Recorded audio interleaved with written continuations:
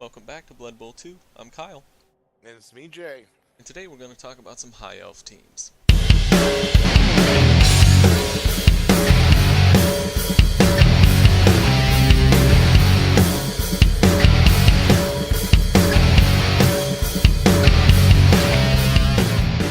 First team we're going to talk about is our high elf standard team.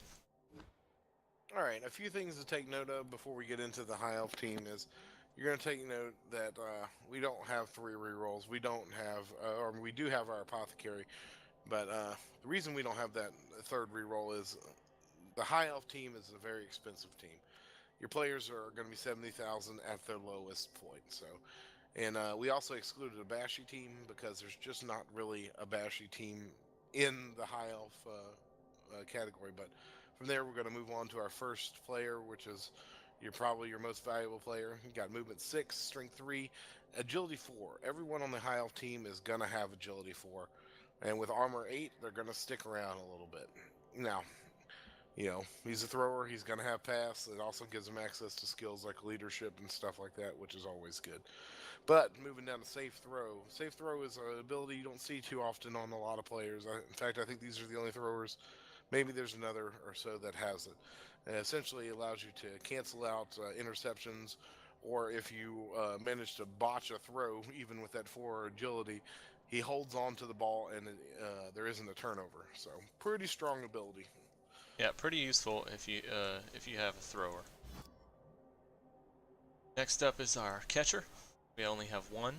Yep. Again, expensive players. Now, with that movement 8, he's going to be a little bit faster. Still pretty, not no gutter runner, but still nothing to shake your head at.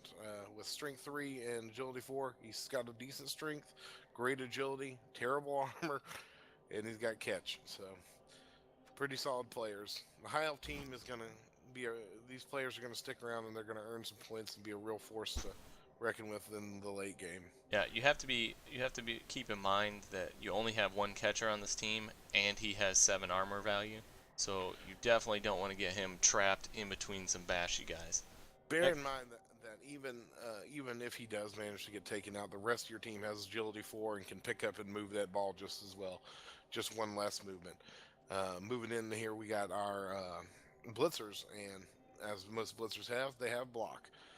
7 movement, 3 strength, 4 agility, and 8 armor. Pretty standard, pretty strong stuff there. These players are like your jack of all trades. They can do just about everything and do it pretty decently. yeah, that's a pretty good player. Just having block, having the high movement, and the 8 armor value with that agility of 4. Like, the blitzers are pretty underrated on this team, but that's why they cost 100,000 is because of that You could block skill. almost replace your all your catchers with just running 2 blitzers. It would be about the same. I mean, they don't have that reassurance, but they also have block. So, you know, take that 10 point or 10,000 point sway however you want. Now, again, some of the best linemen in the game. Um, Not ability wise, but ability scores. You got 6 movement, great. 3 strength, great. 4 agility, great. 8 armor, great. See, once you get a few abilities on these guys, like you can pretty much specialize these since they have access to the general and agility tree, pretty standardly. So you can pick up dodge, you can get in there and get catch. You can do all kinds of fun stuff. Yeah, I mean, with leap and, stuff Yeah, like that. you can do a lot with this team, and so it's a pretty fun team. But again, players are very expensive, so you know. Yeah. I mean, we had a 10,000 left over, so we got a fan factor, but you just got to be smart on the decisions that you make when you buy players. Yeah. Yeah, so this is the standard build here. Even when we drop alignment and stuff like that, but to keep our apothecary and to keep our rerolls, it's a must, especially because of how expensive these players are. You don't want to lose one. Next up, we have our agility team. Probably one of the best ways to play high elf. The First thing only you're way gonna to notice, play, if you ask me. yeah. If you First thing you notice, we got 2 catchers. 2 catchers are great. The catchers that these guys have with that safe throw and pass, great stuff. They a lot of movement. Again, as I touched on before, the agility 4 across the board. makes this whole team pretty nasty with moving the ball. All Moving right. down the list, we got two catchers this time. You know, we have enough money to actually afford them. They're pretty good. However, we don't have any blitzers this time around. We do got two rerolls, do got an apothecary, and the rest of our team is filled up with linemen. And White bread. you notice how normally we only have 11 players and money's already pretty tight. So Yeah, this team is not to go, bashing down the field with. This is a quick offensive team. Spread the field, throw it to one of your catchers. If you get a break on somebody and you can, with that 4 agility, you have a high chance of dodging away from them, and that movement speed or that movement ability is just going to allow you to just run it down the field with those catchers and just wait in the end zone for this thrower to get open.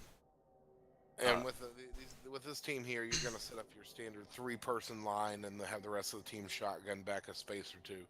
With that movement, you're going to be able to do that and do it safely. That way, you limit how many blocks they can put on your players each turn. Jay talked about having leadership earlier. You can also get dump off, which mostly is a dark elf ability. Like it's more common there. But with this team, you can also get Hail Mary or some of the Yeah, other cooler throwing abilities. especially with agility 4, and if you manage to get lucky and get a characteristic up and get an agility 5 or 6, you can just do whatever you want, and nobody's going to say anything about it and be able to say anything about it. And last but not least, our High Elf Snowball Team. Like any snowball team, if you look on the left side here, we got 9 fan factor. Our apothecary, not a lot of re-rolls. Again, very expensive team, but we're going to be able to make that money back in as soon as possible.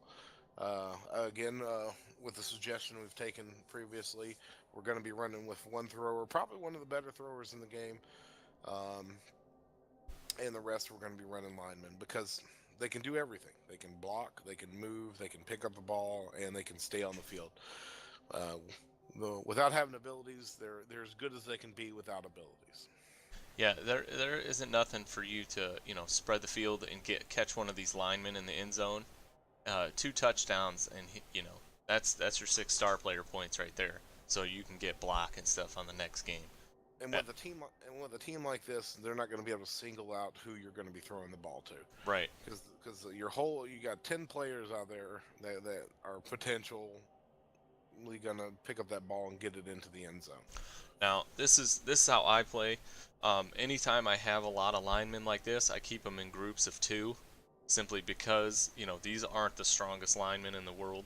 And if you have bashy linemen like that, like if you start a team of orcs or chaos or anything like that, and you pair them up, they become a lot better than spreading the field with all these mediocre players. Especially if you can pick up guard or some of the better abilities later on for your linemen. Well, this is how we play High Elves. Tell us how you play High Elves. Give us some team suggestions, and put all that stuff in the comments below.